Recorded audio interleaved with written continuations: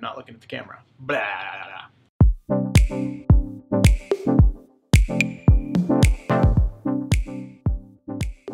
What's up everybody, this is Scott and welcome back to another video.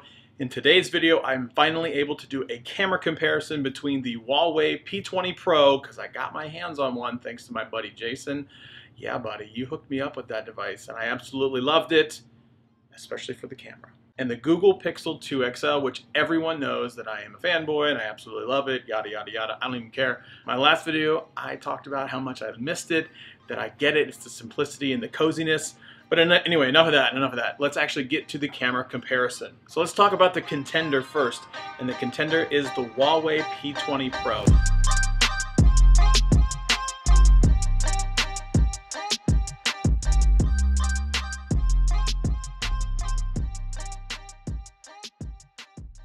The P20 Pro has a triple camera setup with a massive 40 megapixel f1.8 main camera shooter, an 8 megapixel f2.4 telephoto lens, and a 20 megapixel f1.6 monochrome lens that shoots some pretty decent black and white photos, probably somewhere you see on your screen right now. It also has optical image stabilization, Leica options, and 3x optical zoom. So the Google Pixel 2 XL has a 12.2 megapixel f1.8 autofocus lens. It has optical and electronic image stabilization, and in my opinion has the best AI that helps with photos in the business today as it is right this second.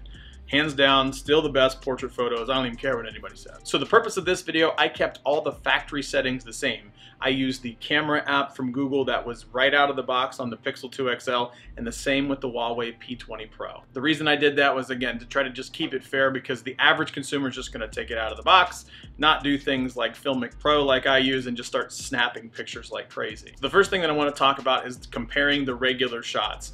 And so you're gonna see with the regular shots, they look more vibrant on the P20 Pro because of that, at times, overly aggressive AI.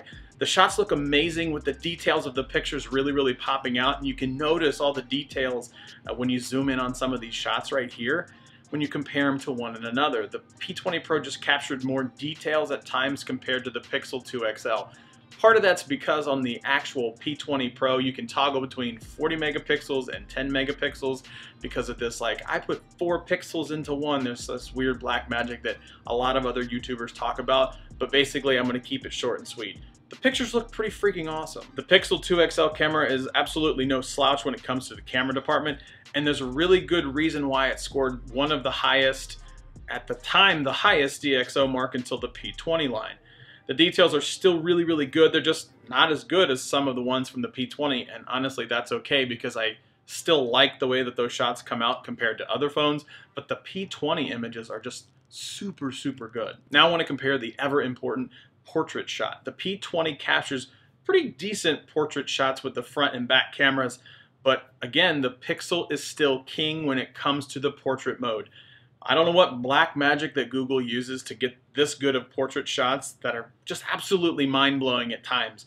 The P20 is decent, but again, it's just not that close in my book when it comes to the Google Pixel portrait mode versus the actual P20 Pro portrait mode. So I was recently on a work trip and I had the ability to kind of go to Mission Bay and then the Pacific Ocean, so I had the ability to compare landscape shots.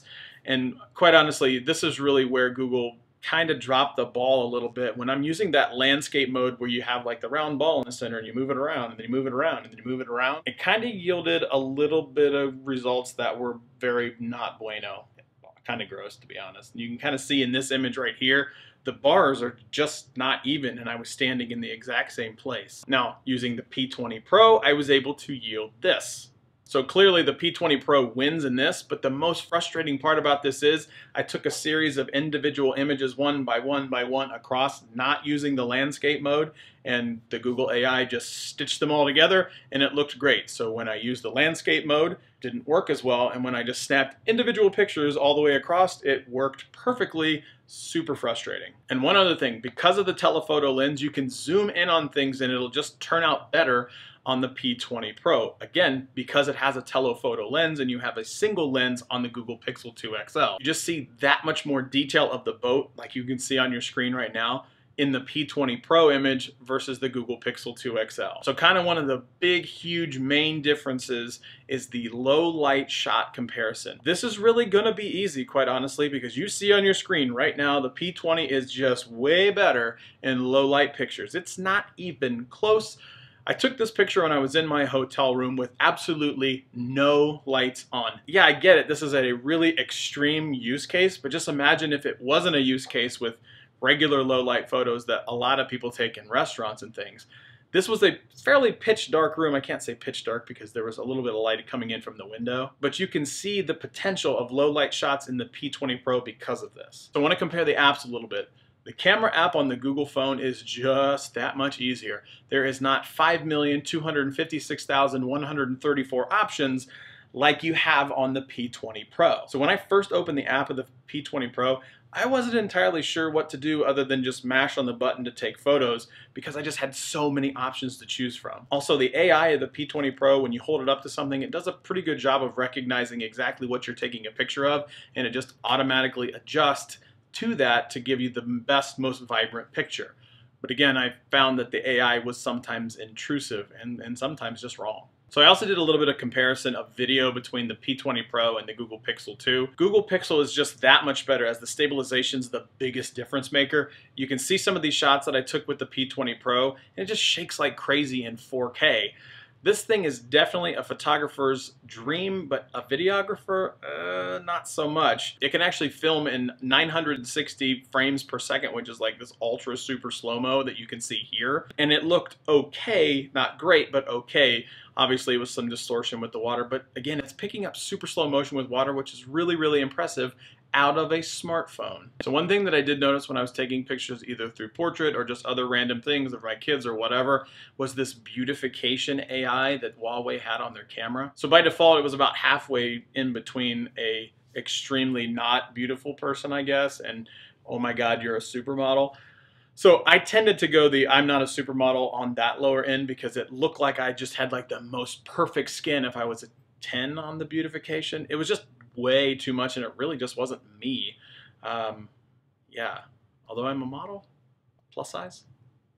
The P20 also has that spotlight mode like that you see on the iPhones. Neither one of them, Apple or Huawei, have really nailed the whole spotlight thing. It just kind of cut off too much of my hair and I actually have a mohawk thing going, so it absolutely shouldn't have cut any of it off because this is awesome. Again, that AI just not nearly as sharp when it comes to the edges of my hair or shirt or anything like that of the Google Pixel 2. But Google doesn't have that spotlight mode. I also found myself not using the monochrome lens very, very much. I just don't shoot in a lot of black and white. It definitely does take some cool black and white photos.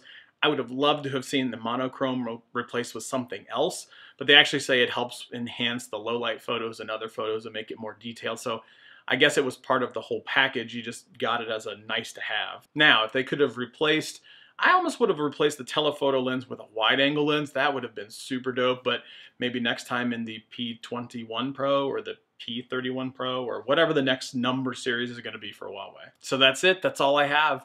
Thanks for watching. As always, like, share, subscribe, thumbs up, leave a comment below, and we will see you next time.